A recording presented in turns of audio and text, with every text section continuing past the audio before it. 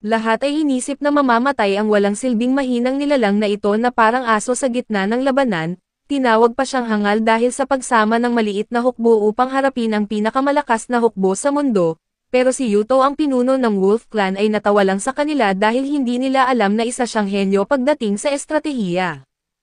Isang mandirigmang mula sa ibang mundo na may kakaibang kakayahan gamit ang kanyang smartphone, kaya niyang maghanap sa Google ng anumang tactics upang madaling manalo sa digmaan.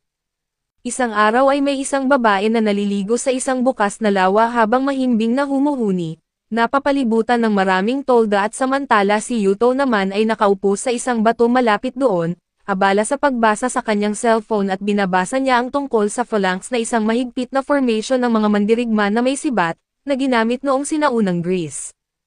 Hindi niya namamalayan na palihim nang lumapit ang babae mula sa kanyang likuran at niyakap siya. Tinawag niya itong nakakahinala dahil madalas itong gumala ng gabi nang walang paalam at depensa ni Yuto. Nag-aaral lang siya ng mga tactics at hindi siya dapat ginugulat lalo na't kitang-kita ang malalaki nitong dibdib. Sa kanyang mapanuksong paraan ng pakikipag-usap at sinabi ng babae na trabaho niyang mapabilis ang tibok ng puso ni Yuto, dahilan upang mamula ito na parang prinsesa at siya ang pinuno ng kanilang pangkat, at may isang mahalagang labanan silang kakaharapin kinabukasan. Pinayuhan siya ng babae na huwag magpuyat ng husto at sumang-ayon naman si Yuto na magpapahinga na siya. Sa tabi ng lawa ay tumitingala siya sa langit at napansin na ang mga bituin lamang ang tanging bagay na hindi nagbago mula sa dati niya